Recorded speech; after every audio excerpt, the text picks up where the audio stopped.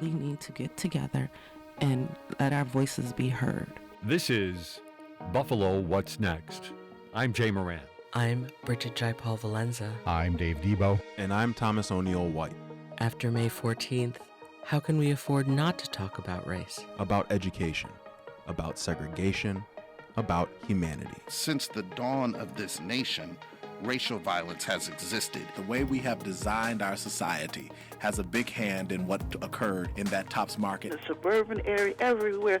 We must work and teach our children. We need to make sure that we put more funding in our programs that help prevent gun violence and more money into art. If we're going to have some real healing, we've got to have space to tell some uncomfortable truths.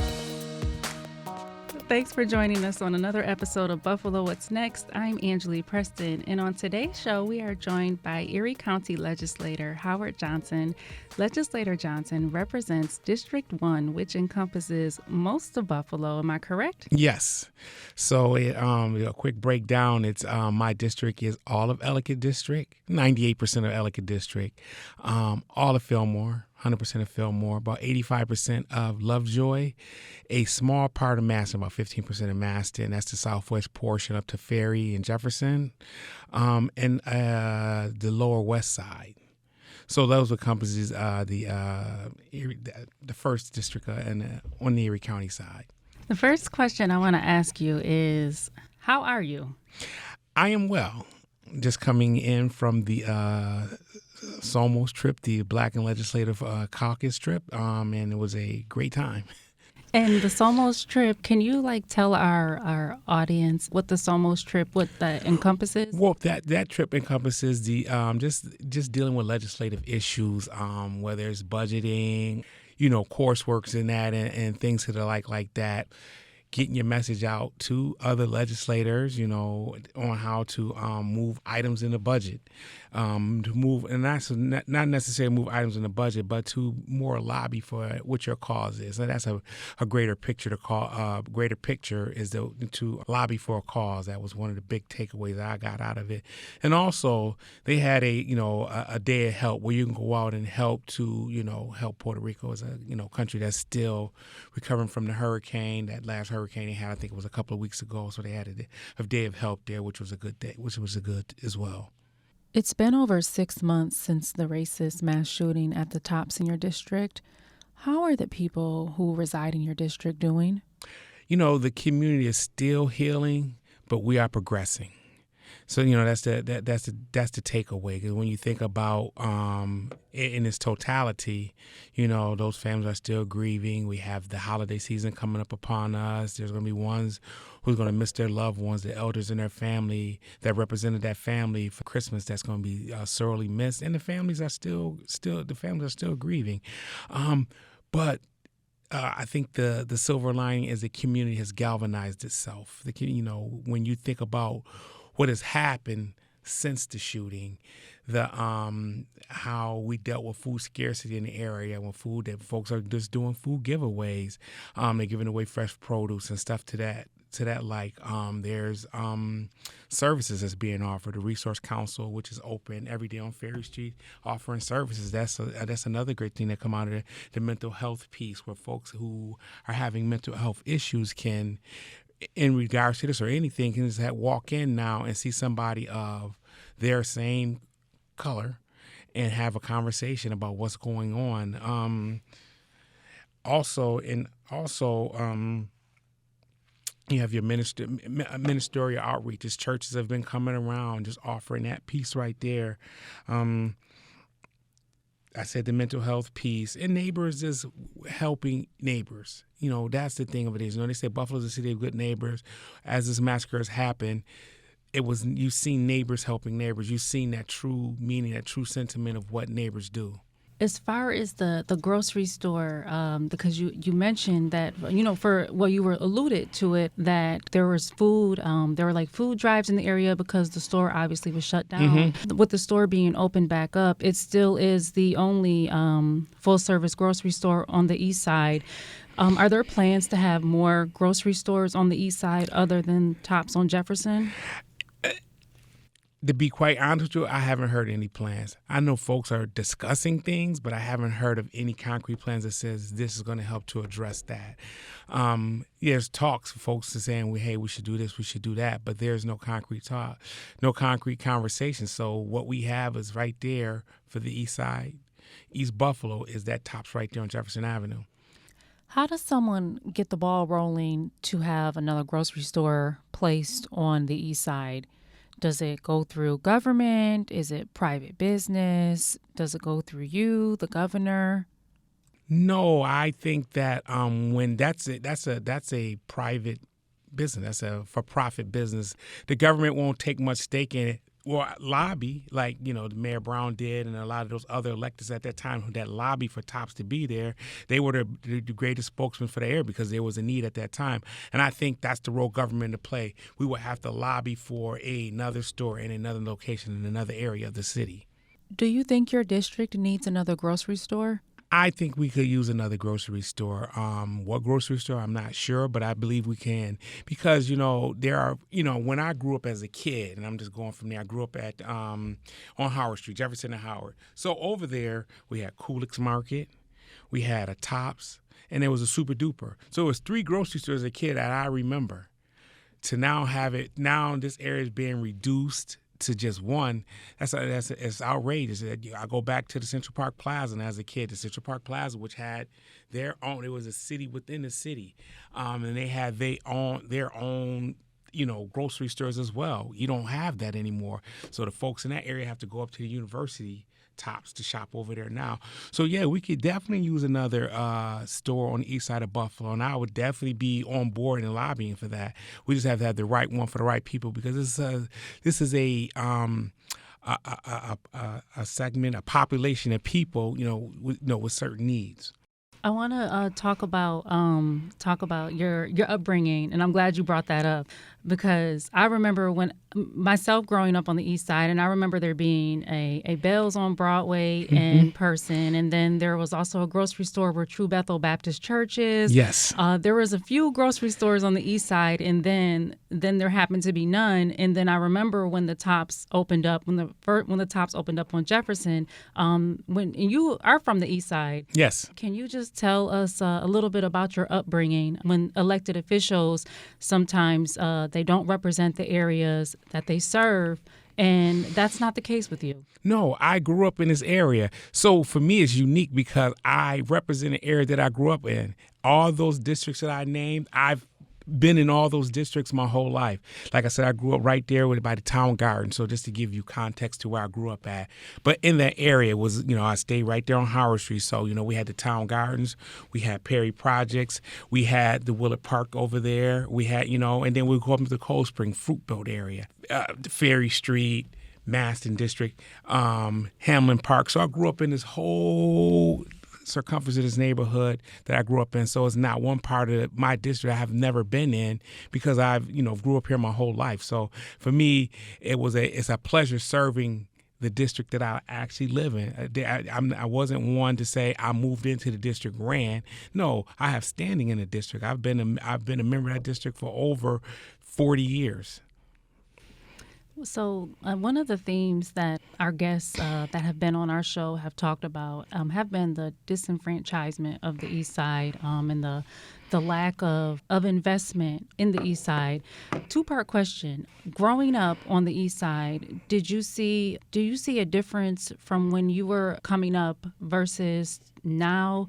And then the second part of the question is, May 14th obviously brought a lot more attention to the East Side.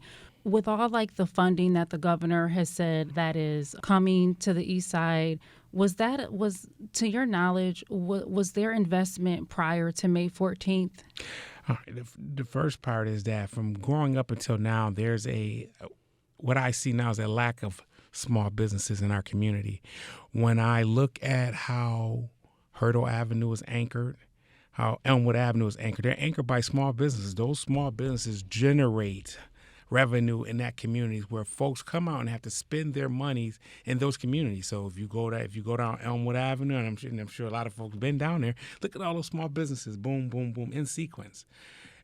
and you don't have to go outside that community with your dollars for it to impact that community right there. You can see the development. So the money is going there. Hurdle Avenue the same way. We don't have that same thing on Jefferson. So as a kid, I remember there was we had Mickey's Cleaners. There were corner stores right there. There were other small businesses in there. We had a hat shop right next door to Mickey's Cleaners. All those small businesses that helped to employ folks from the community. You didn't have to go out to the community to spend your dollars as we do now. So that's the biggest thing that I noticed from when I'm a kid growing up to where we're at now, the lack of small business development on the east side of Buffalo, East Buffalo. And I think that, in order for our community to return to any prominence, I think that we have to have a greater emphasis on the small business portion on it. How we can impact our communities with small business development, because it helps to keep the dollars in the community. Yes, there are resources that are being poured into our community now, but prior to that, there's the lack of resources being poured into the community. This, again, as I pointed out earlier, the massacre was tragic, but the silver lining is that what was taken notice is that the East Side is a marginalized community. There has to be some investment in there. So now you're starting to see that with the infrastructure investment that's coming in, that, the governor's poured in, the streetscape projects that will help to, make this a more feasible, place to travel through. The county, we got in with the small, we did a facade, a facade grant. So if you have facade or structure issues, we can come outside. So what they call a storefront revitalization program. You could come out and, apply for a grant to help that out. So there has been a emphasis put on that, and there's a great emphasis put on that. But prior to that, the emphasis just wasn't there. The East Side was just looked at this margin. It was looked at as that's them over there. The term East Side, when you think about that term, yes, it's who we are, but I can remember as a kid, I remember listening to Channel 7 News, and Irv Weinstein would say, pistol packing punks from the East Side. That was his tagline for when crime happened to the East Side. So to me, that was a start of the disinvestment at that, and it probably happened long prior to that. But that's that, to me, that's a disinvestment when you think about it, because when you think about that term East Side, you look at it as being crime-ridden, a place where folks don't want to be, and now it defines a community. But now, here's the bright point is that money is being poured in now. We can take, what people thought was tragedy and turn it to triumph for our community. Does it, as a person, not as a political figure, but as a person, does that upset you when the district that you represent is getting this attention, much needed attention, but it took a tragedy in order for this attention and all this money to be allocated to the East Side? Yes, it is upsetting because it didn't have to be this way. I think what was missed in the past was intentions to make this a greater community. This is not a knock or to anyone who's been elected during all that time, or anybody who hasn't done anything, but the intentions were missed. Folks just didn't invest on the East Side. It's just a fact. The business, when they went away, we didn't. There was nothing there to replace those businesses, so those places become shuttered, and then you have what you have. But now you see the intention of it. You can see, say, okay, there needs to be direct resources there, and I think that this massacre was a reflection on how our community is. This individual was able to target a community. How was he able to do that? Well, he said, "Where's the poorest part of Buffalo, where the most blacks are located?" Now, we're no different than any other city across the country, but he was able to target us because we're so segregated. And, that's the thing. We don't have mixed incomes in our communities. I think that's another missed opportunity. As you go to any other major city, there's mixed incomes. You have poor, middle class, and rich people. But the East Side is marginalized. Red line from, banking practices, no after small businesses closed, no intentions of investment there. So it was easy for him to target our community. He could come in there and look over the lay of the land for 3 or 4 days and plot his course of action, and that's the shame in it all. How do you change the landscape of the community that you represent without gentrifying, because when people they talk about gentrification and it's labeled as like bad because you're pushing people who lived in the community for years out of the homes in the area that they stayed in. How do you make the community more diverse without or more equitable without kicking the people out that have been there for years, property owners? And I think that, and that's a great question. I think that we have to continue to invest in the people that's still here. I think we have to, I don't want to say devise, but come up with something that addresses where our community is right now. We have moved from a factory industry to more of a human services industry. And now, with the next generation is more of a arts generation. So we have to kind of tailor things to how the community is with the homeowners and everything. And then also attracting those with the resources to come in and to invest more, and those who have, the money to enforcing those who live in the community to come in more. I think a perfect opportunity, and my bishop and also talks about this quite a bit, that the resources are there. The people in our communities are there. You look at, we have the medical corridor there. A perfect opportunity to have folks with differing levels of income to come in to live in that community that they work in. Be it, white, black, Spanish, or whatever the case may be, but inviting those folks in. And then encouraging those who are still property owners to stay there, not sell their property, invest in a property, small business opportunities for those in our community, devising a plan. Hey, and we also have to get these banks that resides in our communities to begin to lend in our communities. That's one of the bigger obstacles. I know for business, I won't say the name, but he's looking to expand the business. He has a very well-known business. He is doing a phenomenal job, but the banks won't lend to him because they said, well, there's not enough density in the area. And that's tragic. But he's a successful business. The business is successful, but the bank won't touch him. The bank won't touch it. If you drive, if I told you the name of the business, you drive past, you be like, yo, this business is popping. This business is generating folks coming in. So, but the banks won't invest. And I think we have to hold them. Hey, if you're going to be here, you just can't collect a deposit from me.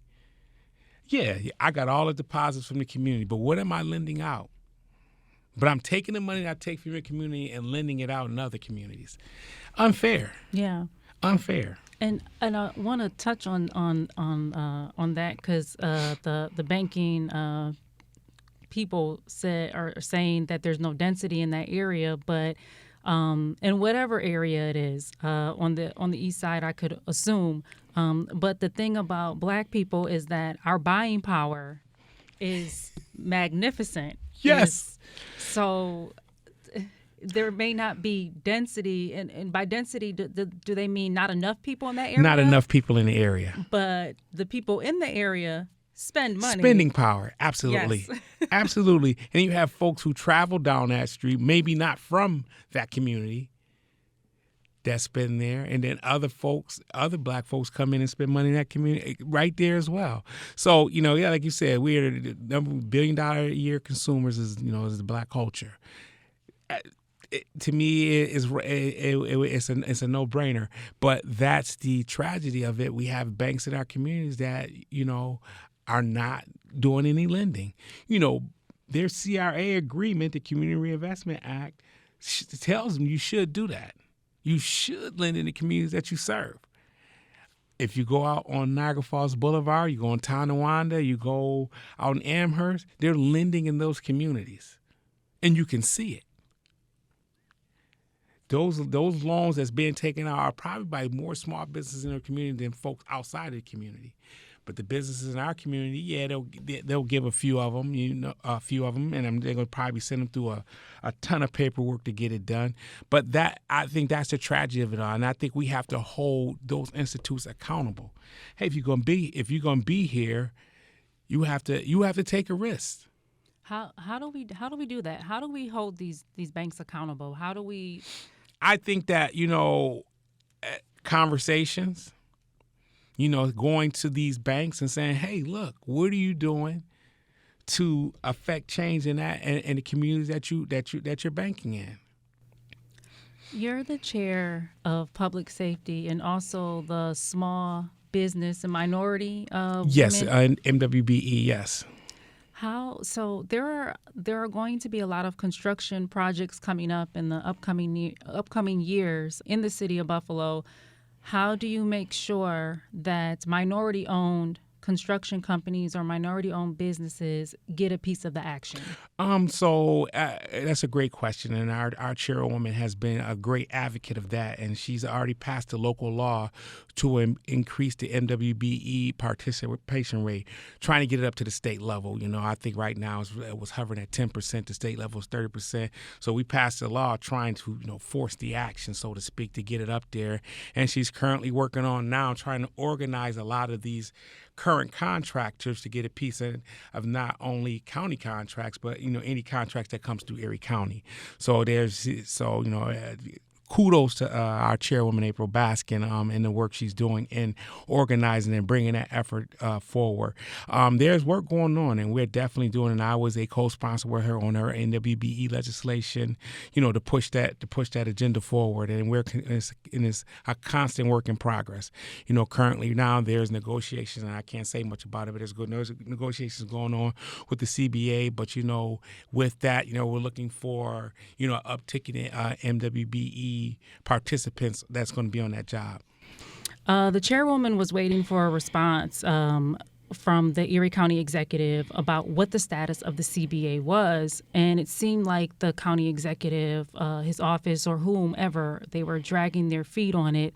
Can you, I know you can't say too much, but are negotiations looking positively toward equity for? Yes. Okay. Yes, I can say that the negotiations are looking, for equity towards all, and I think that's what the CBA is, and I think the county executive and the chairwoman have the same goals, and I don't know if there was any stalling. I just think they have the same goals, and it was just, certain steps in the process, like you have to have the seeker in place first, and that's the environmental study and all that first before anything can happen. So that was, it. And now the seekers in place, they're doing the work, and everything else is unfolding.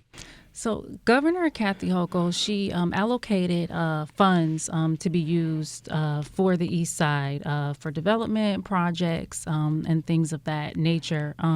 We've had Alexander Wright from the African American Heritage Food Co-op on, and he was allocated some money, and he said that he still hasn't received the funds. So this money that's being allocated to people and they haven't received it yet, what is going on with that? I can't speak much if he has state funding coming down. Sometimes government can be slow, but particularly with the project, because I know sometimes we have when we send out stuff and be in our communities from our district, sometimes government can just be a little slow because it's a paperwork. So all the paperwork has to line up, all the I's dotted and the T's crossed, and I think that's the big thing. And I think a lot of folks don't understand that they're going to make sure that you are who you say you are, you're doing what you say you're doing, and, is everything, legally lined up. Because I just don't think there needs to be a scandal. There don't need to be anything like that. I'm not saying anybody's doing anything wrong. I'm just, being a government official, I know a lot of times it's just the paperwork, and they just want that paperwork to line up. So I don't think it's anything personal. I don't think it's anything of that nature. I just think that the paperwork has to line up.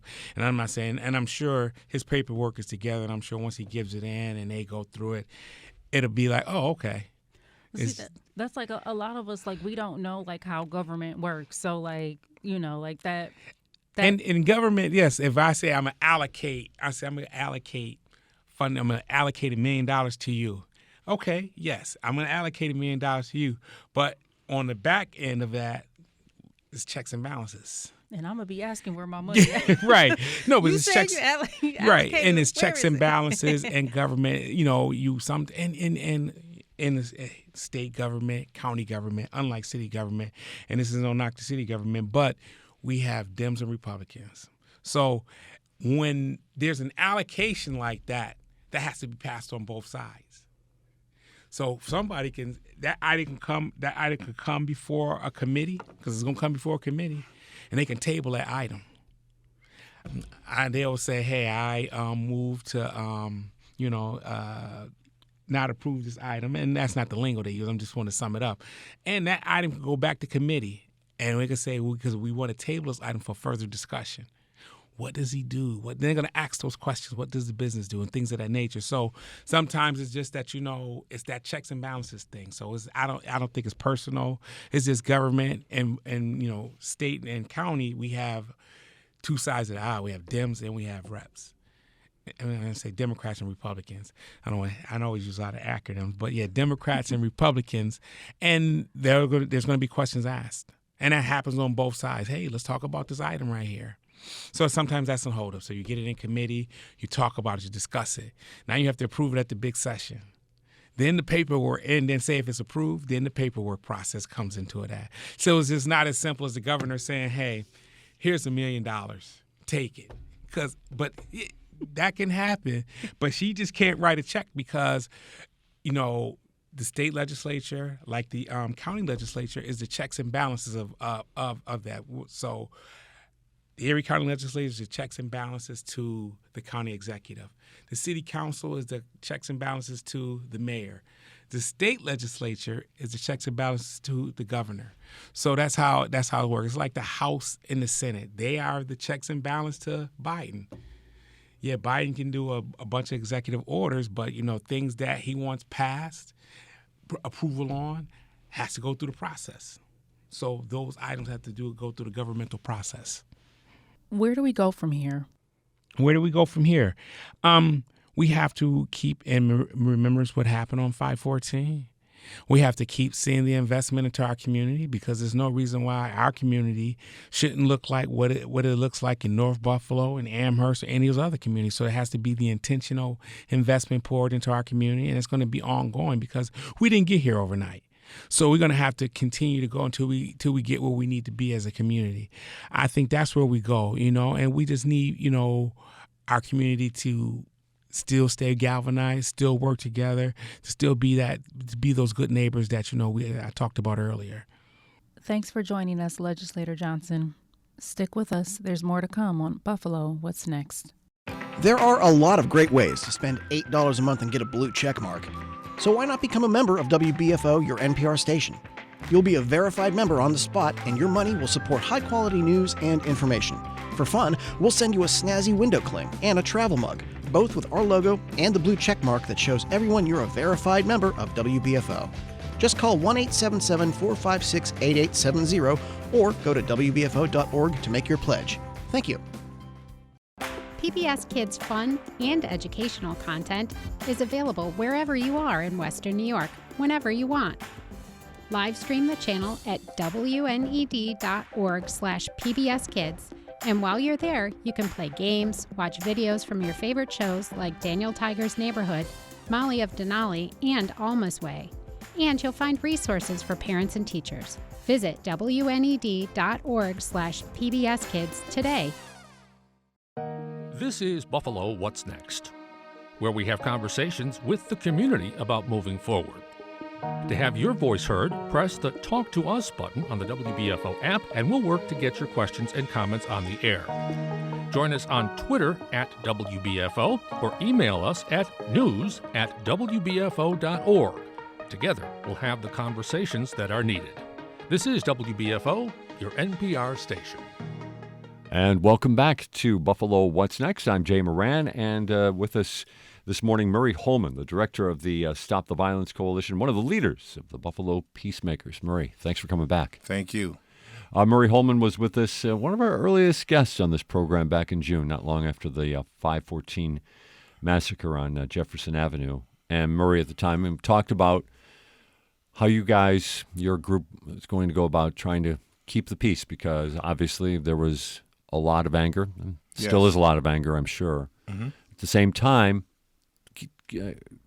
grade the temperature of the streets of the city of Buffalo right now. Right now, the temperature of the streets is warm, even though we're in the snow area, just got through that big storm. But our streets is a little bit calmer now, being that, what happened at 514, and that kind of woke us up a little bit about being community more.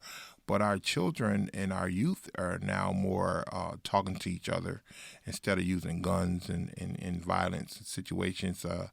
We have a little peaks of it, but it went down, I think, in data and in our organizations.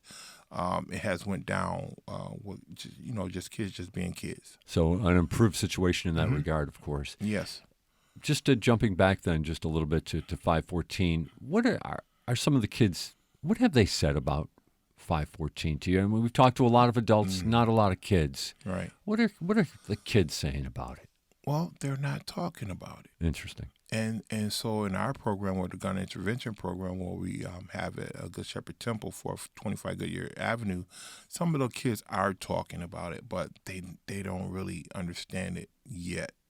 I think it's going to take some time for them to really get out of the box of Facebook, listening to stuff they do, and pay attention to shows like this here and other things like that.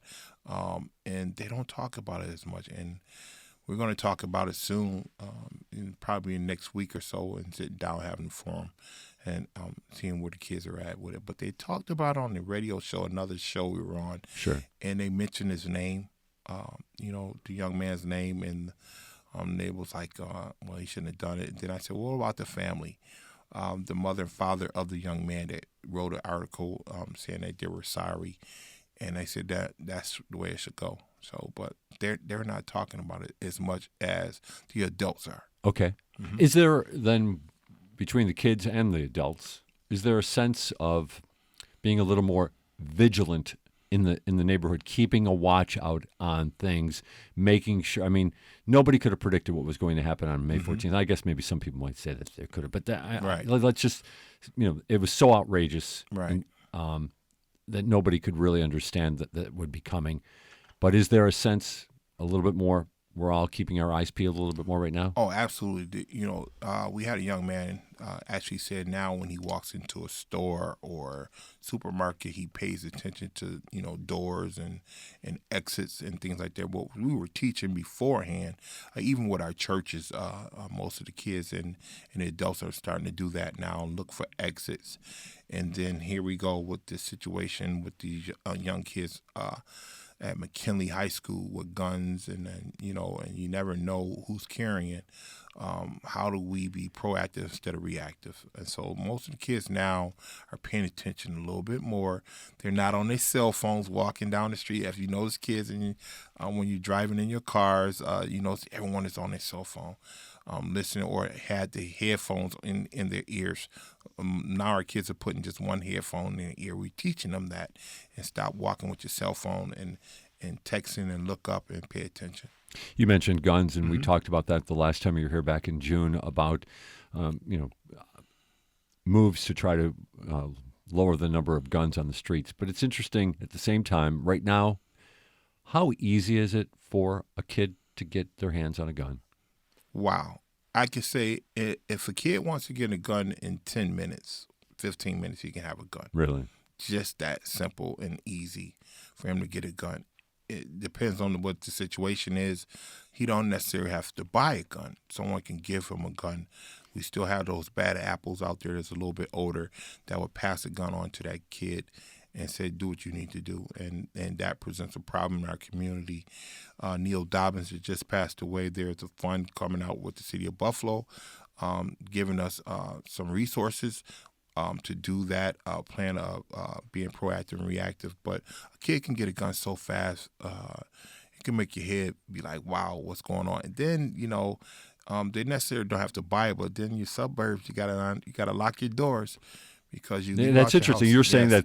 that's the way that people are finding guns is also just getting them off of people who aren't vigilant about protecting them and securing them. Securing them. They're not trying to take away from the Second Amendment right, but you got to lock them up. You got to make sure things are safe because those elements make it out to those homes. And then once they get them, then they bring them back into the concrete jungle, the hood, or whatever you want to call it. And then they start using those guns in our community. And here we go. It might not be reported as guns being stolen. Then we also have ghost guns. Ghost guns. Yeah, explain ghost guns for me. Ghost guns are manufactured just as well as a real gun, but people can do them in their homes, and it's plastic, no serial numbers on those guns, and they get into our community. They raise havoc. You can take a clip and extend it, and all the elements is there. You can order stuff offline, and it comes to you. And those ghost guns are now starting to pop up.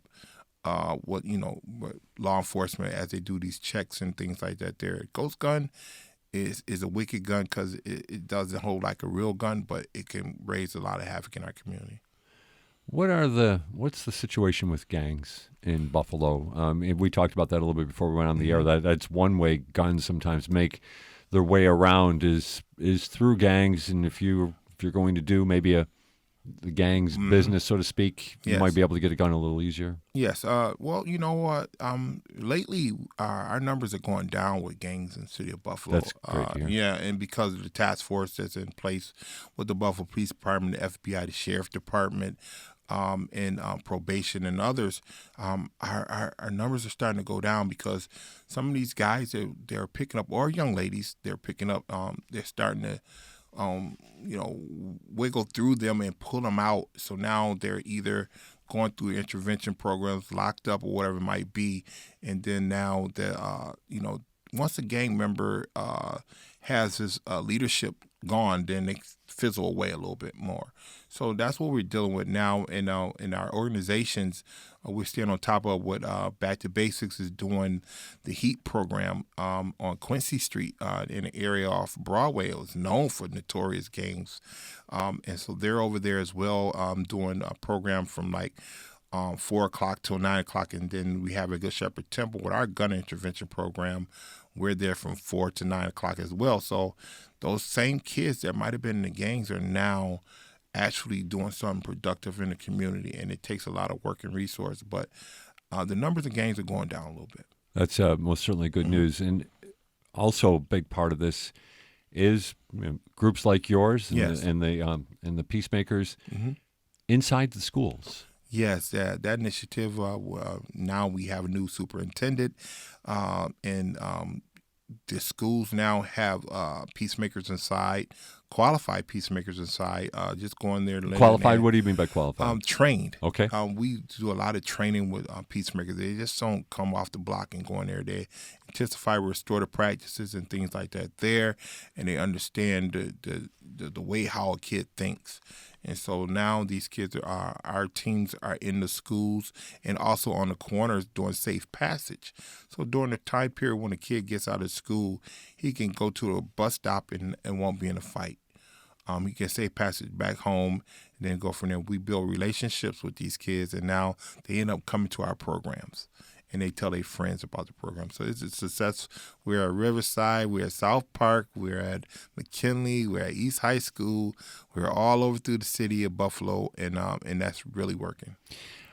Murray Holman is with us here with the Stop the Violence Coalition and also with the Buffalo Peacemakers as well.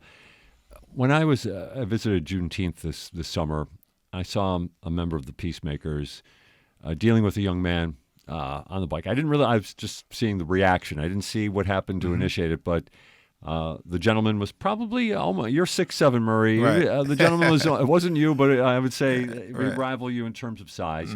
And he was being very direct with this young man. He was on a bicycle and just kind of giving a good stern lecture about things. Can you take us through how you go about dealing with a young person who maybe is heading a certain way or has done something? I mean, can we talk about, I don't want you necessarily to get all personal and give away things, but talk about how you go about taking that on, that interaction? So you have a young man probably was riding his bike through Juneteenth, and he's supposed to be off his bike. Walk your bike through, just plain and simple. Walk your bike through. And now we have a person from the Peacemakers or our individual organizations, they'll come up to him and say, look, walk your bike. He might be, I'm not doing anything. And you catch him the second, third, fourth time. Now you talk to the kid and build a relationship with him and figure him out and give him his space and the opportunity to talk while he's riding the bike. And now here we go. So then we might come out of it, do you have a job? And first thing is, no. Okay. Well, let me get you a job. Here's my card. Let me get you a job. So now you built a relationship with this kid. He'll call you 5-10 minutes later. I need that job. But then if you stop riding your bike through here, we can make it work for you. So it's a buy-in like that. Even when we're talking to our kids now and our youth, we're listening to them first. Before we used to bark at them. Now we want to hear them talk. And then someone say, I don't like you anyway because you're wearing yellow or you're wearing our individual organization. I mean, is there an issue sometimes that you represent authority that it might be? Yes, but now what happens is I can give you some years ago at Juneteenth, we had a group that's 14 years old. Now these kids is 20. So guess what? They comes back to Juneteenth. They see how they act and they see the new kids acting. So they go to them and say, no, they're good people. And so now it's a buy-in because that's their little brothers and sisters that's taking their place. And so it makes it work in our favor. And that's the great part about the work that we do, that it just not for the kid that's in our face, but for the family. And then we'll go to their homes. And you know what? And then personally, the part from Safe Passage already set us up to know who this kid is. Right. Because we already been at the school. So now he's at Juneteenth or Allentown Festival, wherever it might be, raising havoc at Canal Side, raising havoc, and we say no. They say, oh man, I can't do it. They're going to Mr. Murray, they're going to Pastor Giles, they're going to such and such from Peacemakers. I can't do it. I'm going to be respectful. And that's how it works. It's nice when it works like that. So, I mean, you very quickly become on a first name basis with these young folks. And we give them nicknames and things like that. And then we give them dollars out of our pockets and give them more direction. But then situations come out that they might go to court, and then we go to the court system and talk to the courts and tell them, we can help this young man, put him in our programs, and it makes it work to our advantage. And also, I know you reach out to young people who are on probation as well. Yes. The GIVE program, that's Guns Involved in Violence Eliminated, through the Department of Criminal Justice. I go out with law enforcement as the community part, with Buffalo Police Department, Sheriff's Department, probation, and we go to homes and we talk to young men that's already have committed crimes and change their life and give them resources like Youth Build, Path Stones, or Stop the Violence, or Back to Basics for job opportunities. And so that works in the favor of the person that we're going to see. And so now it quells that thing of just law enforcement coming to the house. Still looks like a raid, but it's not. Right. And we come there and people be seeing me and Ken Stevens out doing this work, and we go there as individuals, not as law enforcement, but to change some things of how it goes down. Trust me, it's a hard job to do, but we love it because it gives young men and young ladies opportunity to get their life cleared up. When you hear about probation, it can be considered a second chance, yes. Right?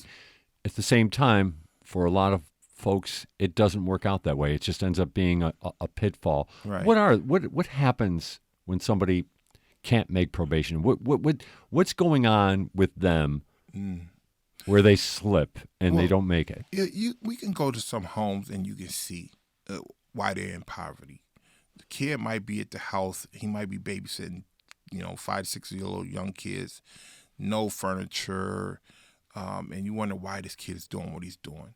And you have to look and observe that and try to give them some resources and help them along the way. I give you the story. I have talked to young men, and some of them are not alive today because they didn't listen.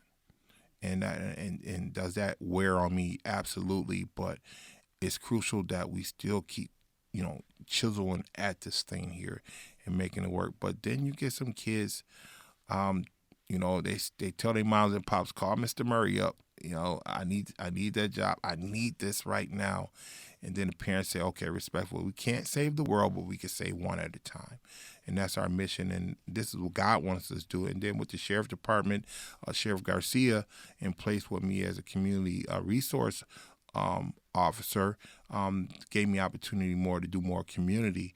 And so that's where I'm at with that there. And so, but, you know, I can talk on both levels, not just as a community person that probably would have just been there if no one took the time with me, but now I can be as law enforcement and go in there as a peace officer and do some things there. And Sheriff Martin allows me to do some things, so I'm happy to do that. But it's a collaboration. It's definitely a collaboration. Murray Holman is our guest on Buffalo What's Next. We're going to take a short break, come back with the rest of the hour with Murray Holman. We're glad to have you along with us today. This is Buffalo What's Next on WBFO. The next time you meet with your financial advisor, ask them about making a gift through your will for Buffalo Toronto Public Media. You may have the means to leave an inspired and lasting gift to the station while achieving benefits for your estate. For more information about leaving Buffalo Toronto Public Media in your will, contact Colleen Miller at 716-845-7031 or cmiller@wned.org. Thank you. Do you absolutely love Masterpiece, Antiques Roadshow, PBS NewsHour, great performances, and other amazing shows on WNED PBS, but you're not always in front of your TV when they're on?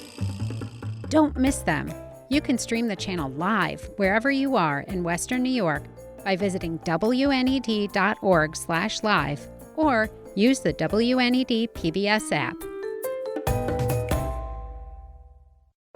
This is Buffalo What's Next, where we have conversations with the community about moving forward. To have your voice heard, press the Talk to Us button on the WBFO app, and we'll work to get your questions and comments on the air. Join us on Twitter @WBFO or email us at news@WBFO.org. Together, we'll have the conversations that are needed. This is WBFO, your NPR station. And welcome back to Buffalo What's Next with us, Murray Holman from the Stop the Violence Coalition and the Buffalo Peacemakers. Murray, you're a grown man now, of course, just like me, right? Yes. But you grew up in the city of Buffalo. Yes. Talk about what you saw when you were a young man, like these young men that you're working with now. Well, I grew up all over the city of Buffalo, but then we owned houses on Goodyear Avenue, and Goodyear Avenue was one of the worst streets to live on during the time period when crack cocaine was on the scene, and everyone was shooting and killing each other, and they were all friends. And to the point that now GYC ministry is born out of with Pastor Newkirk, but our church is actually on Goodyear Avenue. The same church that I went to as a little boy going there, it was a Lutheran church, and now we own that church, and it's called Good Shepherd Temple, 425 Goodyear. This is the place where those kids now that we just got through talking about go for services under the gun intervention program. And so I'm just giving back. I'm not going 360 because 360 means I just started back the same. I'm doing 180. And so that way we can be more successful in the community. Those kids now walk up and down the same street that I did and clean up. And now they see all the houses they're gone. How is Goodyear right now? Goodyear is great. It's great because it helped with law enforcement. It cleaned up a lot of stuff that was going on. But it has issues, as far as drug activity, not from the youth, but from, just older guys just trying to, still be in the game. But now our kids are walking through that neighborhood, Moselle Street, Goodyear Avenue, Bissell Street, and other streets, and passing out literature, cleaning up and giving back. And also those kids do. And I can leave them out there without me being with them. And that's the crucial part about it, because the neighborhood knows who they are, and they know who we are. So they give them the respect, and then they can do what they have to do. Juneteenth is on the corner of Moselle, Genesee. We have kids in the program there. We also have kids at Crucial participating. We actually have a program right now that kids go Monday and Tuesday. They learn computer classes right there at the new school that just opened up over there as well. So that Mr. Ahmad and then his team does a great job there. But they have a pass to go anywhere they want to go. and they don't have to have on a uniform. It's just people just being respectful and know who they are. But you sense a bond in the neighborhood that there's becoming this recognition of everybody? Yes, absolutely. Even with the snowstorm, some of our kids went out and shoveled. They called me up because they do get paid. Okay. So and they were like, "We're gonna miss out on money." I was like, "No, well, let's go shovel." We did talk to Tommy Champion from the Buffalo Police Department a little bit late on trying to get them to ride with the net team and shovel people out. But we're gonna work on the plan for next year. Chief Kamalia. Next year, come on, Murray. There's going to be more snow coming. Before you know it. It's only December. I think so. Hopefully, we don't get no more snow. But if we do, then our kids will go out and we'll pick them up in our individual cars and that funding part. Let's talk about that. Yeah, comes out of our own pocket. And we're trying to go after grants and donations. My bus broke down like 2 years ago. And no one never came and said, well, we'll get another bus so you can go out and do the work. So we're using our cars and all that there. But to God be the glory that it's working out. Now that Senator Ryan is helping us along the way. Excellent. I'm trying to go after a grant to get Stop the Violence a bus or a van so we can go out and do some work that we're doing in the community. Brian Higgins, I'm just throwing these names out. Sure. I have done great work with us now with the Neil Dobbins Funds and Mayor Brown as well. But and Mark Polenkars with the county exec, it's great to have those partnerships so our community can know who they are. Right. And the young community doesn't know who they are. So now we bring them to the Good Shepherd Temple to do guest speaking and tell them who they are. Howard Johnson been shot before. Not too many people know that. No, I didn't know that. He's been shot before. He's a legislator. He came and talked to the kids about being shot and still going on with his life to do great things right now. And so to April Baskins and others there, we're trying to reach out to them. Crystal Stokes just actually sent tickets so they can go see the Black Panther movie. Okay. We seen that 2 days ago. And they enjoyed the movie, and it cost me more money.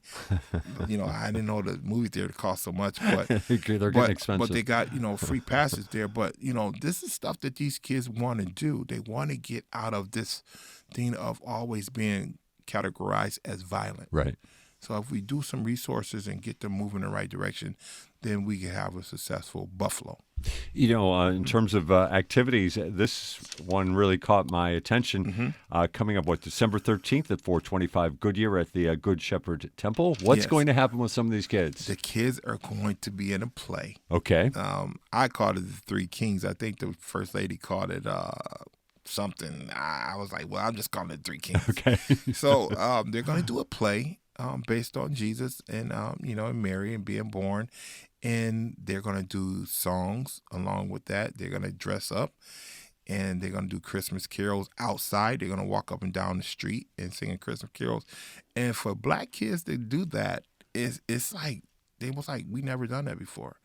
And I had to tell them, you watch cartoons and did these things when you're younger, but you're not seeing that now. And so we did a little trial, and they was up singing karaoke in the church and, singing Rudolph the Red-Nosed Reindeers in their version. Oh, really? Yes. And it became a competition, but it was so great to see young kids that they said that's violent, that's this and that, and getting up and singing songs and just partnership and what it was with the HEAT program and with the gun intervention program, the Live Well program, which they call it, coming together. And they didn't want to leave the church. They stayed so long, and I was like, wow. And then we got the blessing from Crystal Stokes' office saying, can you send 20 kids to, see the movie? And we did that. Nice. Yeah. Nice stuff for sure. We love hearing that. What about for you? I mean, I guess the answer already is well known just to hear you talk, but are you optimistic on the path that Buffalo's going right now? No. Okay. No. Because at first we were talking about the growth of Buffalo with the Buffalo Billions and things like that there. Now I'm starting to see things happening in our community. More houses are being built. We have a house being built right now. We're part of the Bailey Green Project. And so now one of our houses is almost ready for renovation. We will put a family in there or someone from our organization to run the house on Zenner Avenue in Kilhoffer area. But I'm starting to see a shift of people not blaming each other for why it's this way and why it's that way. I'm starting to see a shift. Only thing I'm not seeing is a growth on Jefferson Avenue, opposed to when I went down Niagara Street and I see a big movie theater being built in a matter of months. And then here we got to do groundbreaking ceremony here in the hood, and it takes a little bit longer to do. I need to see growth quick, and I know it can happen if I can see a building like that being built up real fast. Bring in the models, put them down, and let's see how it's going to go. Let's not wait so long. How important is that, not just to you, but do you think to the community to see that a concrete piece on Jefferson like that? It is needed now. It should not wait on until summer. It should be happening now. It should be some groundbreaking right now on Jefferson Avenue to make this work. In order for the 14 to be respected, in order for our community to be respected, not to wait down the line and then see shovels being pushed in the ground and then saying wait until 2029. Or we can't have that. It's crucial to have it now. If you go down Jefferson right now, it's quiet. And not just because of the snow, but it's quiet. And so people forget. And we can't forget what happened there, but we definitely got to know that growth has to come real quick. They did the Merriweather Library parking lot. And I'm like, why? Why would you do a parking lot of the Merriweather Library and you put it down during that then the situation here? And I'm like, why? We could have just built something. Let's build something instead of just trying to refix some things. Let's build some things up in our community so our community can know there's other resources out there for them. And then we can take our kids and put them in those programs to learn construction and all that there. And that's the key part about it. If you want to build up Buffalo or the black community, you have to take the kids that's from there and put them in resources, and then not with red tape. I can use a kid with just might not even have a GED, but I can put them to work because guess what? Buffalo was built with guys that didn't have GEDs. That's for sure. Like that red brick you got holding the door. Exactly. Like my great-grandfather and my grandfather. Right. They did it, right? Right. They found a way, right. But it was a little different time. The resources found their way and the opportunities found their way. And that's what we want to do with our kids. Absolutely. A final question. Yes. It's kind of a touchy question, but last week, of course, we had the court hearings with Peyton Gendron. Yes. Pleading guilty, and we heard from some real graphic stuff last week about what happened on May 14th. How did that affect you, or do you just kind of have to focus away from that? Well, actually, I was in training with the Sheriff Reserve, and I got a call, and I was in ECC North, and I came all the way back to Buffalo. The commissioner called me from Buffalo Police Department and said, we need your help.